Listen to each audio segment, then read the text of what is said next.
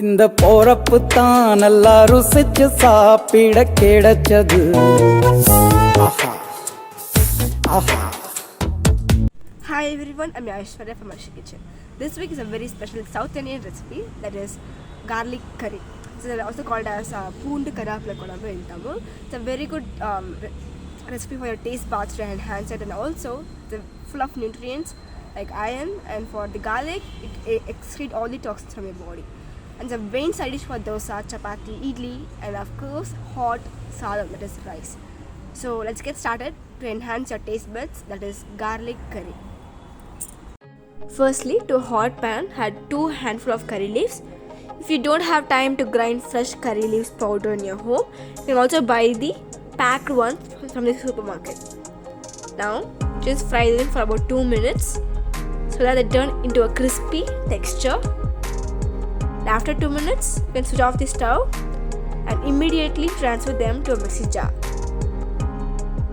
Next, grind them to a coarse powder like this and keep it aside.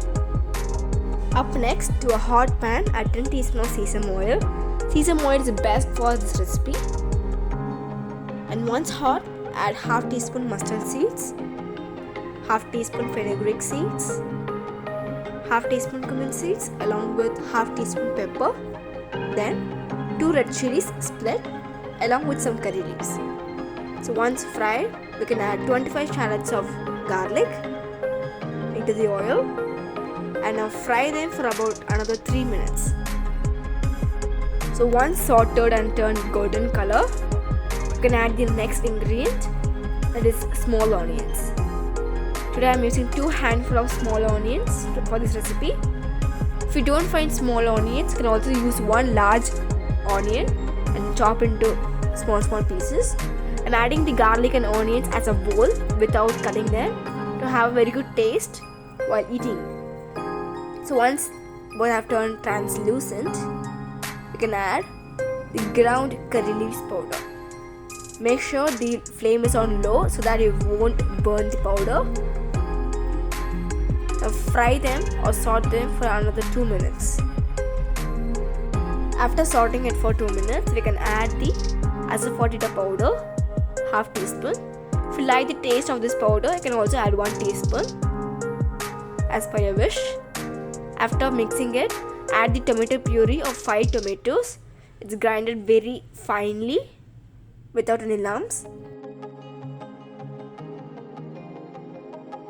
Next, add little water to prevent any sediments sticking to the pan, and add 1 tablespoon of freshly ground Kashmiri chilli powder, or a normal one you get from the supermarket. If you don't get it, you can add the normal chilli powder, half teaspoon. Next to it, add 2 teaspoons of sambar chilli powder, which we grind in our homes. If you don't have it, add 1 teaspoon chilli powder and 2 teaspoons of coriander powder. Now give it a mix without any lumps. Now we are going to boil this for another 5 minutes and add another tumbler of water to prevent any sediments sticking to the pan. Now let it boil.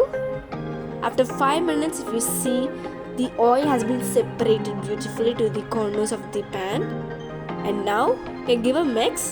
You can see the gravy or curry has been thickened. Now we can add the tamarind juice of 1 large lemon-sized tamarind and just filter it into the mixture. For all sour recipes or sour gravies or curries, you want to add more tomatoes than the tamarind juice to give a very good flavor when we eat with rice or chapati, because tomato gives us sweetness along with the sourness. Now you can add the required water and the required salt along with it, along with 1 teaspoon of turmeric powder. Now give a mix and let it boil for another 20 to 25 minutes. If you are using this for dosa and idli, and it should be very watery, and of course for rice it should be like a honey with thickened form. You can close this and cook it for another 20 minutes. In between, after 10 minutes or 15 minutes, you can open it and see whether it's been boiling without sticking into the pan. It's still in a watery consistency. In this stage, we can add jaggery for the sweetness along with the sourness. This is a very popular way of flavoring your sour gravy.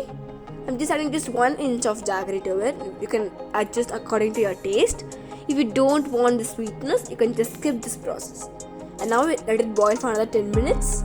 And after 10 minutes, you can see the gravy or the curry has been thickened very well, like a honey, for example. Now we can turn it off. If you use a mud pot for doing this, you can still see the gravy or curry still boiling after switching off the stove. That's the speciality of the mud pot. Now we can serve it hot. And that's it, a very traditional way of making this garlic curry is ready. Just try it with hot rice aside by taking a small proportion of the curry and a huge proportion of rice. Mix it and goes to your tongue. Of course, it enhances the taste buds. So don't miss this recipe this week and tell me how it tasted at the end. Thank you all for watching this video till the end.